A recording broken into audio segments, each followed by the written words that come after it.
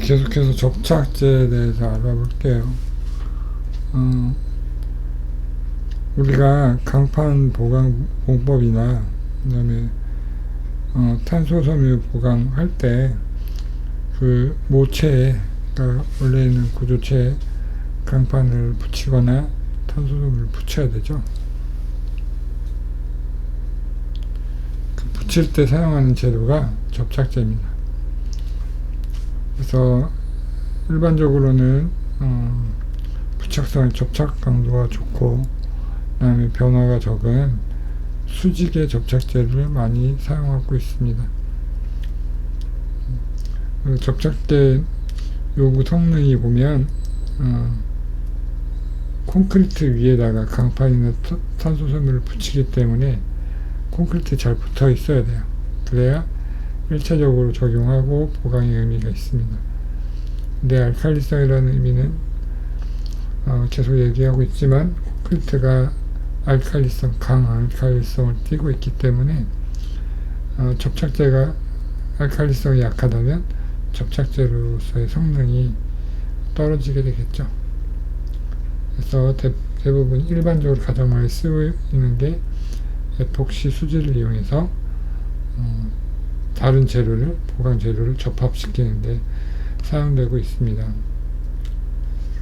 접착제 같은 경우 우리가 에폭시 수지의 단점은 뭐냐면 이 시간이 지나면 접착 강도가 떨어지거나 품질이 안 좋아져요. 그리고 에폭시는 내열성이 있지만 열을 받았을 때, 화재가 났을 때나 뜨거운 곳에 있으면 약간 연성이 발생해서 말랑말랑해지는 그런 특징을 가지고 있기 때문에 품질 관리가 굉장히 중요합니다. 그리고 수직의 접합 제 특징은 뭐냐면 이게 모재랑 그 다음에 경화제 이게 있어요. 기본제랑 경화제 그걸 섞어서 접착력, 그 다음에 유동성 이런 것들을 조절하기 때문에 석유계 혼합물이에요. 에폭시가. 그래서 그런 부분을 조심해야 됩니다. 화재가 일어날 수도 있기 때문에.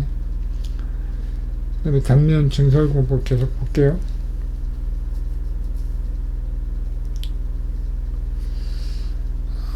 말 그대로 단면의 크기를 키우는 거예요. 그래서 콘크리트를 붙여서 보통 단면 증설을 하게 됩니다.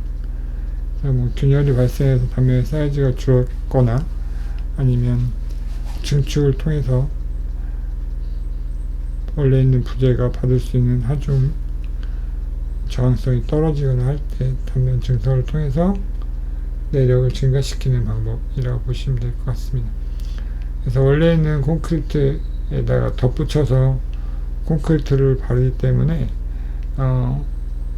양생 와중에 있어서 콘크리트가 분리가 일어날 수가 있으니까 원래 있는 콘크리트, 그 다음에 새로 단면 증설에 사용되는 콘크리트가 분리가 될 수 있기 때문에 그렇지 않을 수 있도록 공법에 신경을 써야 됩니다.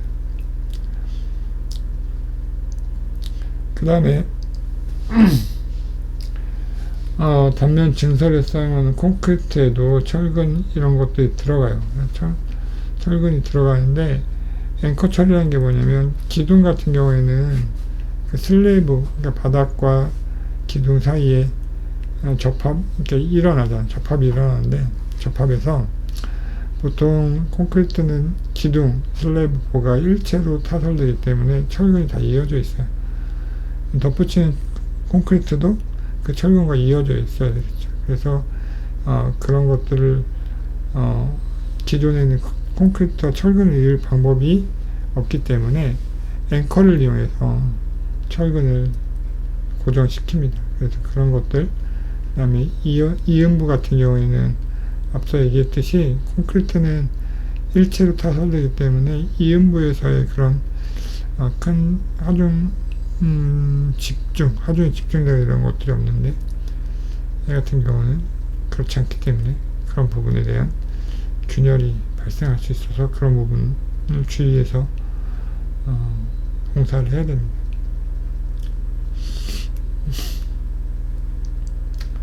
그 다음에 강판 보강 공법을 볼게요.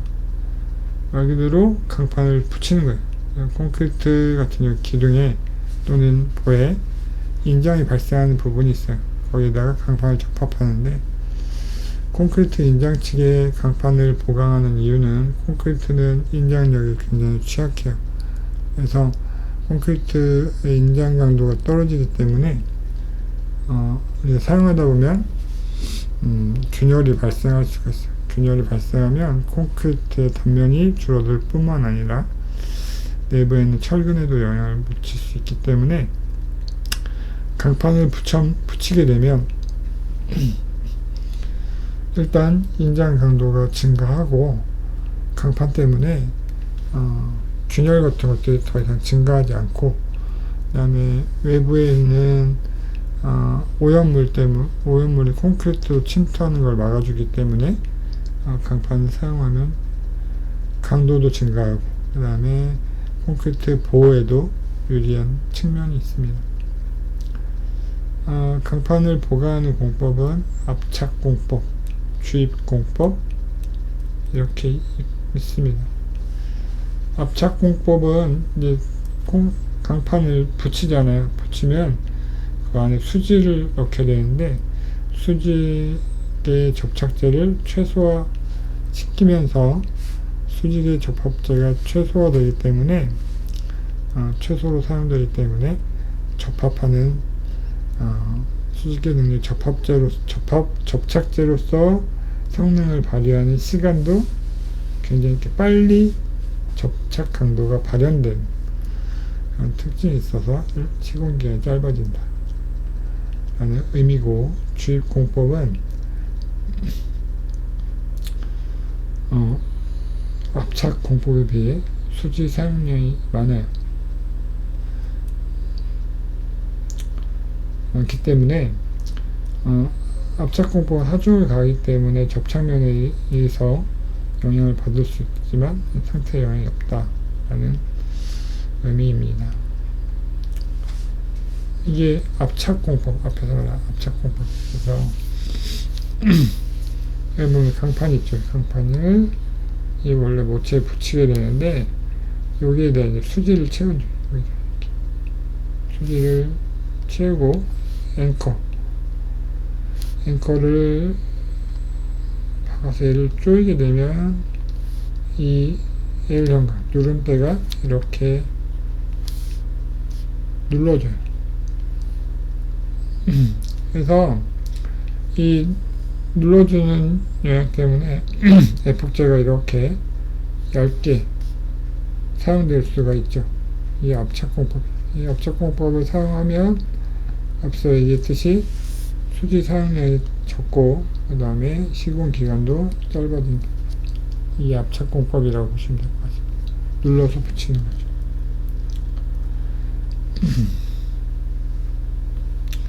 얘는 앞에서 보는 것과 달리 주입공법인데,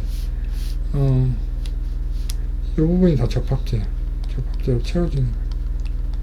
접합제로 채워지고 붙이는 건데, 여기도 마찬가지로 앵커볼트가 있어요. 근데 우리 앞에 보는 것보다는 앵커볼트의 크기가 작죠.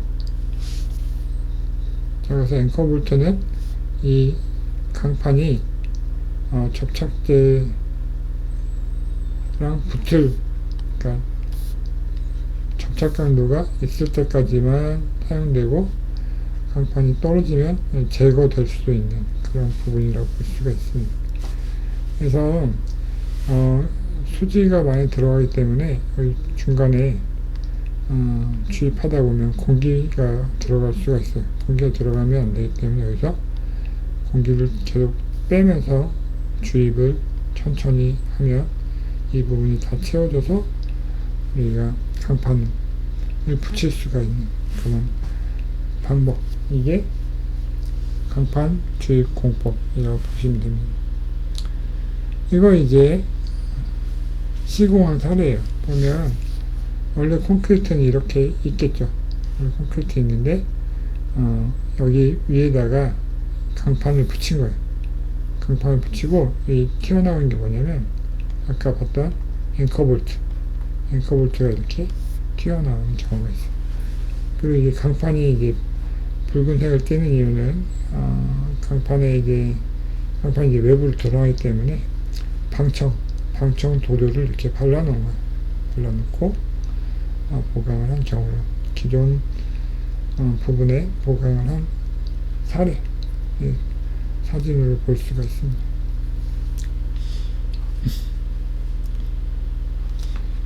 그 다음에 탄소섬유를 이용한 보강 공법에 대해서 볼게요. 탄소섬유는 제작하는데 재료 자체가 비싸고 제작 공정이 복잡하기 때문에 재료가 비싸요. 반면에 시공기간이 짧아요. 앞서 얘기했듯이 부위가 가볍고 그 다음에 시공하기가 유리하기 때문에 시공기간이 짧습니다.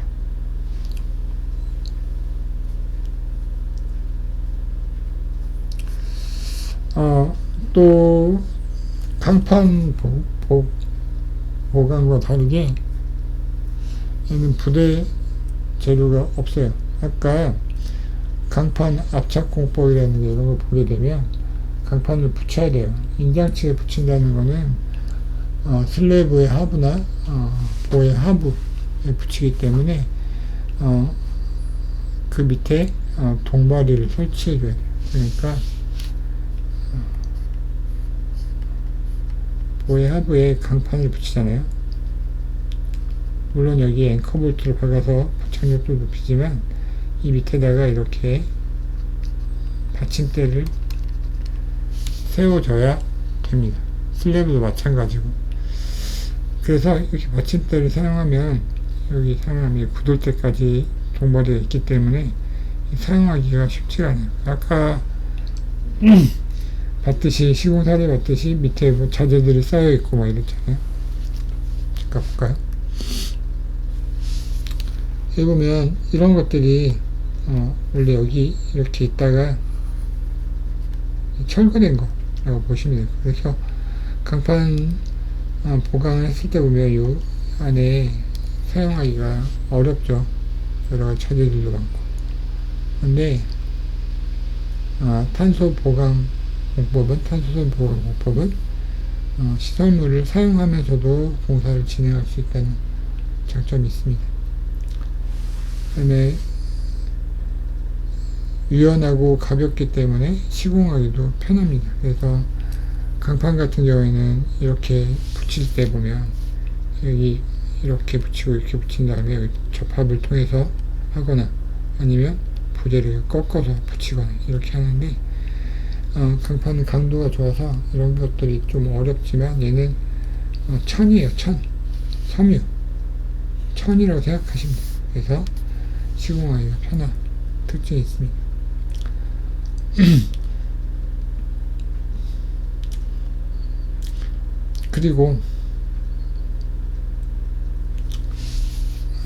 그리고 얘를 천에 이렇게 매끈하게 붙이기 때문에 섬유를 붙이고 나면 표면이 매끈한 특징이 있어요. 강판 같은 경우에는 앵커볼트가 튀어나오잖아요.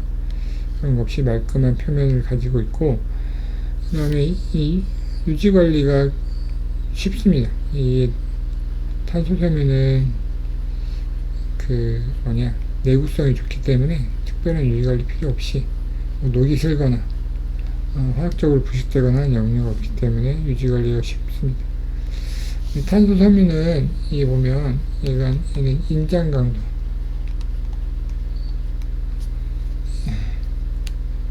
인장력 이렇게 높여주는 특징이 있기 때문에 강성 증대 효과가 없어요. 강성은 하중이 늘어날 때 변형이 늘어나는 성질이 강성인데 같은 하중에 대해서 변형량이 작아지면 강성이 좋아지는 거예요. 근데 탄소섬유를 붙인다고 해서 변형이 줄어들거나 그러니까 변형의 크기가 확연히 줄어들거나 하진 않고 유지하는 정도, 더 이상 변형이 커지지 않은 정도, 이런 특징을 가지고 있습니다.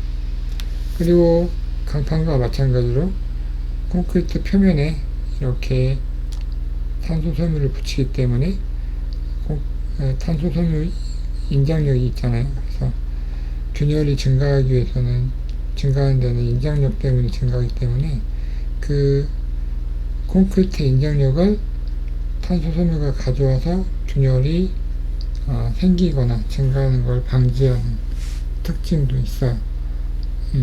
그래서 우리가 보수할 때도, 보수 재료로도 탄소섬유를 썼던 경우가 있었죠. 부분적으로.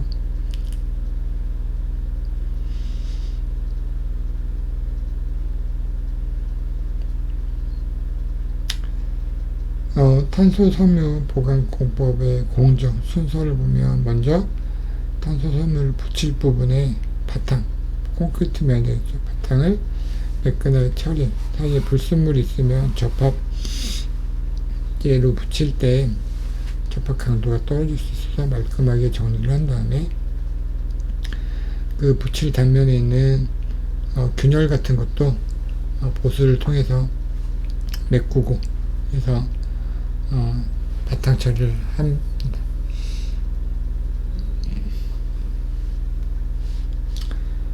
프라임은 앞에서 얘기했는데 모체와 보강재료의 접합 능력을 높이기 위해서 바르는 거라고 얘기했습니다. 그 다음에 함침제를 도포해요. 그러니까 붙이는 부분에, 그 다음에 탄소섬유 시트 붙이고 밑에다가 함침제 도포하고 처리하고 마감을 합니다. 이 그림으로 보면 콘크리트 구체가 있어요. 그래서 요게 탄소섬유, 여기 한 개 2층. 그래서 콘크리트 구체 바탕 처리한 다음에 프라이머를 발라요. 프라이머 바른 다음에 접착 수지, 그러니까 탄소를 접착을 해야 되나, 도포 함침제가 접착제를 바르고 탄소섬유를 붙여요. 그 다음에 밑에다가도 접착제를 발라요. 바른 다음에 그 위에다가 이제 마감을 하는 거죠. 마감을 해서 이 자체가 하나로 이어질 수 있도록 하고, 접착제가, 탄소섬유가 콘크리트 구체와 일체화 되기 위해서 이렇게 접착 수지 위아를 받치고 마감으로 이렇게 표면을 마감하는 그런 식으로 공정이 진행돼요. 그래서 프라이머, 접착제, 탄소섬유, 접착제, 그 다음에 마감, 이런 식으로 공정이 진행됩니다. 그래서 보게 되면 이렇게 노 콘크리트 시설물 있죠. 그 다음에 탄소섬유를 발라요. 여기서 끝나도 되지만 아까 마감 처리를 한다고 했잖아요. 마감 처리는 이제 보게 되면 탄소섬유가 색깔이 까매요. 까매서 보기가 안 좋을 수 있기 때문에 시멘트 혼합물이라는 거는 뭐냐면 여기 미장이라고 보시면 돼요. 미장을 통해서 덮어주죠. 그래서 아까 얘기했듯이 노 콘크리트를 단면을 보수하고 바탕 처리를 한 다음에 접착제를 바르고 탄소섬유 깔고 접착제를 위에 또 바르고 시멘트 혼합물 미장을 통해서 마감을 하는 그런 거라고 보시면 될 것 같습니다. 탄소섬유 보강한 게 겉으로 보일 수도 있지만 보이지 않을 수도 있어요. 이건 이제 보강하는 방법이에요. 보면 얘는 얘는 슬래브 밑에다가 탄소섬유를 붙인 거예요. 이 사람 지금 붙이고 있어요. 이게 그 접착제를 발라놓은 다음에 탄소섬유를 이렇게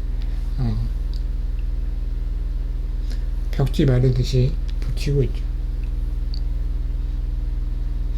보면 알겠지만 이제 시공이 간편하다는 뭐 별도의 재료가 없어요. 뭐 앵커를 박는다는 게 없이 그냥 뿌리고 붙이면 돼요.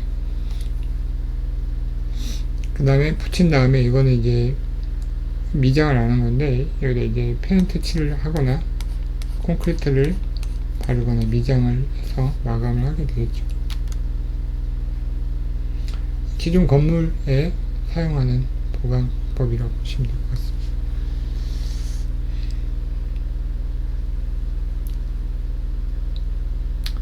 자, 포스트 텐션 공법을 볼게요. 포스트 텐션은 뭐냐면 이게 포스트 텐션이에요.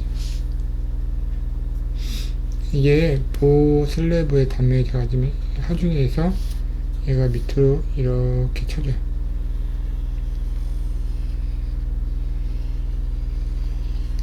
이렇게 쳐지면 사용성도 떨어질 뿐만 아니라 여기에 균열이 발생할 수 있어요. 이때는 보에 이렇게 구멍을 뚫어요. 이렇게 철선이 들어갈 수 있는 구멍을 이렇게 뚫은 다음에 여기다가 철선을 잡아줄 지지대를 만든 다음에 얘를 이렇게 잡아당겨요. 이렇게 기계로 양쪽을 잡아당겨요. 잡아당기면 우리 직관적으로 얘가 이렇게 쳐지면 이렇게 올라가겠죠. 그래서 이렇게 작아집니다. 그래서 보게 되면 이 부분에 인장이 발생한 부분에 압축력을 작용시켜서 이 처짐을 줄어들게 해서 균열은 인장력 때문에 발생하는데 압축력이 작용하니까 여기 잡아당겨서 균열이 줄어들겠죠. 그리고 압축 응력도 증가시킵니다. 근데 이거는 보려면 일단 여기 원래 모체에다가 이렇게 강연선이 들어갈 수 있도록 구멍을 뚫거나 아니면 이 지지대를 만들어줘야 돼요. 만들어주고 얘를 잡아당기는데 이 잡아당기는 힘이 너무 크면은 여기서 이 강연선이 볼을 뚫고 올라가요. 그러면 완전 큰 사고가 일어나죠. 그래서 이런 것도 시공 능력, 기술자의 능력이 필요하고 그 다음에 얘도 작업 공간이 많이 필요하다는 게 뭐냐면 이 철선, 텐션선을 장착하고 그 다음에 잡아당기고 그 다음에 지점으로 작용할 수 있는 철제 골조들을 설치하고 이런 작업들이 있기 때문에 작업 공간이 많이 필요하고 보통 슬래브나 보 하부에 장착을 하기 때문에 밑에 공간들이 사용되기 공사 중에는 사용하기가 어렵습니다. 이건 시공 사례 드러난 건데 보면 알겠지만 얘를 이렇게 잡아당깁니다. 얘를 잡아당기면 얘가 이렇게 위로 올라가겠죠. 콘크리트를 받쳐주는 역할이에요. 그래서 이것 같은 경우에 보강할 때도 사용하지만 일단 이게 철제로 되어 있기 때문에 일단 보기가 참 미관상 좋지 않잖아요. 그죠? 물론 이 밑에 텍스트 같은 걸 설치해서 할 수도 있겠지만 그리고 또 이 배관 설치할 때는 이제 보통 슬래브 밑에 배관 같은 것들이 들어가는데 배관 같은 것도 중요하게 고려해서 해야 됩니다. 그래서 보강할 때도 사용하지만 우리가 시공할 때도 사용해요. 시공할 때는 콘크리트 슬래브가 있으면 그 안에다가 이렇게 관을 묻고 콘크리트 타설해요. 타설한 다음에 여기다가 이렇게 철선을 쭉 넣어서 잡아당겨요. 시공 중에도 이 포스트 텐션 공법을 사용합니다. 그래서 이렇게 보강 공법을 알아봤습니다. 그 밖에도 다른 공법이 더 있는데 그런 건 다음 시간에 보도록 하겠습니다. 여기까지 하도록 할게요.